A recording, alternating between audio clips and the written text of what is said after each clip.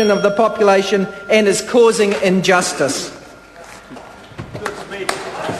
Dr. Russell Norman. Thank you, Mr Speaker. Mr Speaker, the Green Party won't be supporting this bill for similar reasons to the Labor Party.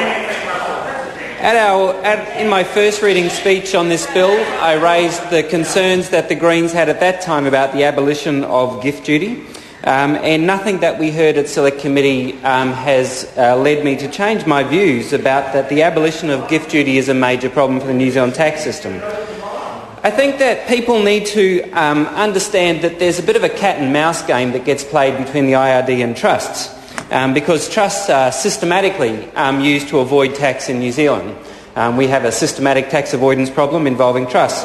It's very hard for the IRD to know what goes on inside a trust. There's some information about what goes on inside trusts, but often they are quite invisible to the tax department.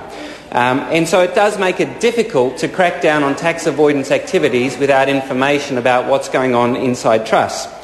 Now, the thing about gift duty and why it's important is that fundamentally it provided a lot of information about what was happening to trusts in New Zealand. Because even though on the face of it it didn't appear to do much, there was 220,000 statements provided of gift duty, there was very little tax actually being raised, and there was considerable compliance costs. So people said, hey look, you're not raising much money in tax, there's a lot of compliance costs here, why on earth are you keeping this thing? And the reason why this thing plays a very important role is that it provides a lot of information about what's going on with regard to trusts that will not be available once this gift duty is abolished.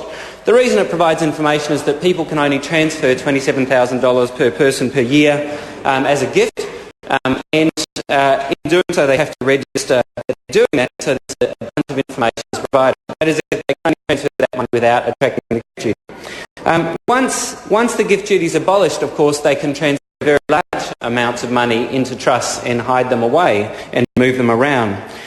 So this will facilitate tax avoidance in New Zealand. It's quite important for people to understand that this is quite a serious problem.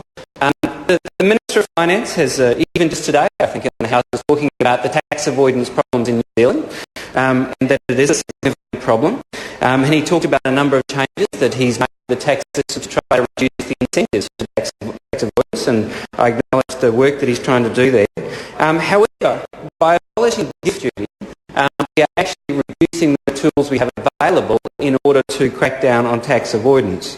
As Mr Nash said earlier, there's $450 million currently under investigation because of tax avoidance. And we have some real opportunities with the gift statements to actually track what's happening with assets and going into trusts. It also means that it's a great way of defeating creditors. So currently, if you slip some money into the trust, quite a lot of money, and that means that if your business goes belly up and creditors come after you, you can hide your money in the trust. At the moment, we have quite a lot of information about the money flowing into trust because of the gift duty statements. Once they're abolished, we will have a lot less money. They also make it harder when there's matrimonial property disputes to track where the money's gone, because currently, through the gift duty statements, we have quite a lot of information about the flow of assets into trusts where they're tucked away and hidden away.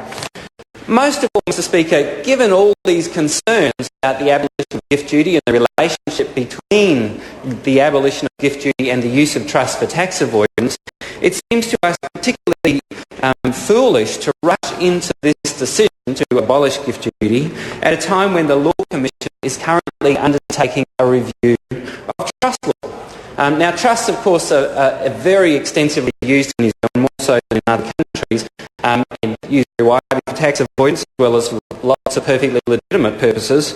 The Law Commission is currently conducting a review around trusts, which includes issues such as how much transparency there is around trusts, how much we can see into them, because at the moment we can't see into trusts, let alone know if they exist. If we don't know they exist and we can't see into them, it's very difficult to figure out if they're being used for tax avoidance activities or for legitimate activities.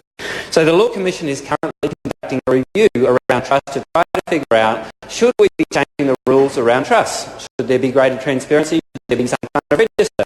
Should there be a central register of information about the assets being held in trusts and who the beneficiaries of trusts are, for example? if that was set up, then it actually would provide an alternative way for the tax department to keep track of what's going on with regard to assets and trust and tax. If this alternative central register of information were to come out of the review of trust law, there's a logic to that. And I think that if the Law Commission came out with such a recommendation and such a register was set up, I think the Green Party and the Labor Party would take quite a different view of this issue. At the moment, that hasn't happened. So we're rushing through this change, which will open the floodgates, or potentially open the floodgates to tax avoidance in New Zealand, before the Law Commission has completed its review of tax law, or rather of trust law, which actually might ameliorate the whole problem. So for that reason, we're not supporting this bill. There are, of course, lots of good things about this bill, and it is a pity that this particular highly contentious issue has been included within the bill. There you have it. So, as we said at our first reading speech, we won't be supporting this bill, and even though I know that the National Party will rush through with this bill, National Act, and no doubt United Future, because Peter Dunn's been a champion of this particular bill, I think that the National Party needs to look at itself and say, are we absolutely certain, in the absence of the review by the Law Commission of Trust Law, that this won't create opportunities for increased tax avoidance? And of course the advice is, from IRD, written advice, was that actually we can't be absolutely certain. They did say, to be fair, that they thought there was a low probability, but they also said they didn't really know. They were uncertain what the downstream impacts would be. And given the problems we have around tax avoidance already in New Zealand, why would we open another door to tax avoidance when we're not sure of the outcomes? Thank you, Mr. Speaker. Call David